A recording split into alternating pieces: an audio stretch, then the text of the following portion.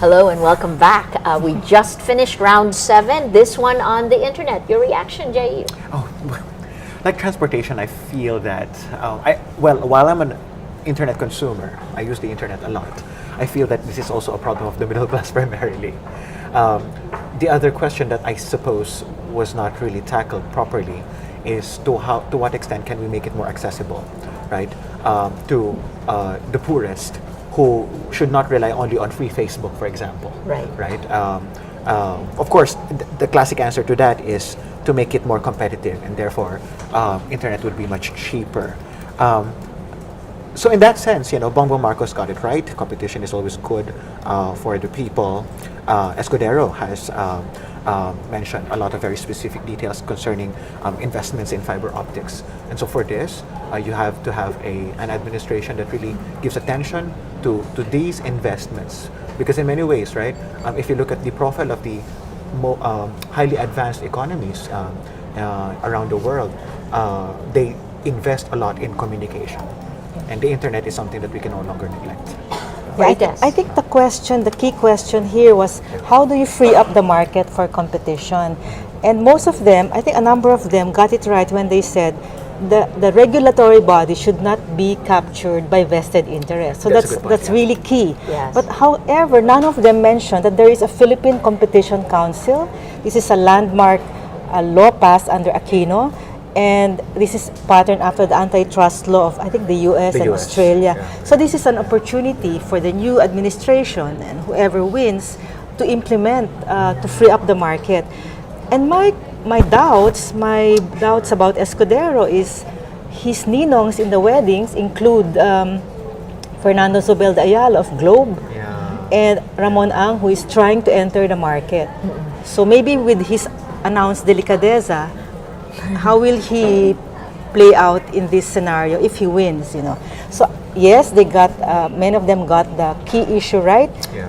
to not to be beholden to any vested interest. But then let's see the people who are backing these candidates. Does anyone have a track record there of standing up to vested interests?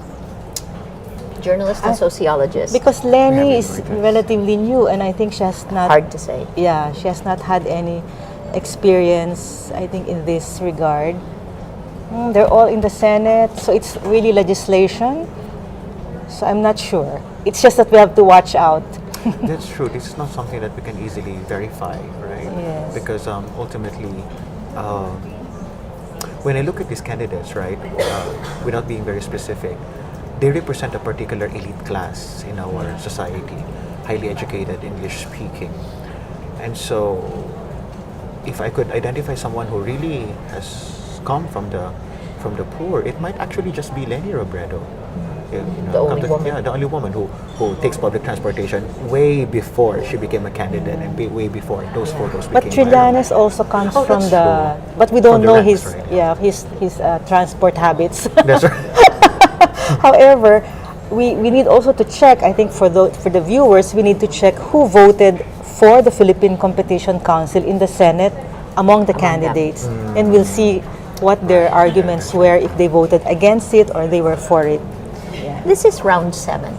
And Round 7. It seems we're- like forever, I Maria. know, Yes. it's certainly quite exhaustive, right, in terms of issues. If you were to go back earlier, maybe 3 rounds ago, Clarissa David said that the winners for her so far have been Alan Peter and Leni Robredo.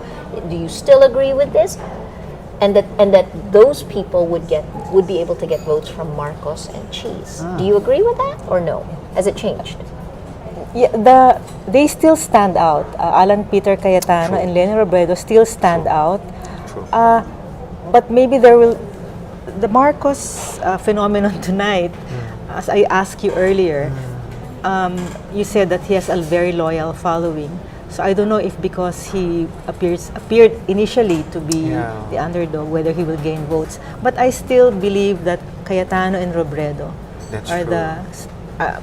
they stood out in this That's true. debate. Jair? We know that debates do affect voting patterns, voting behaviors, right? We know that the 2 presidential debates have already affected certain candidates. I suspect, however, that because there's only one VP, debate, Right.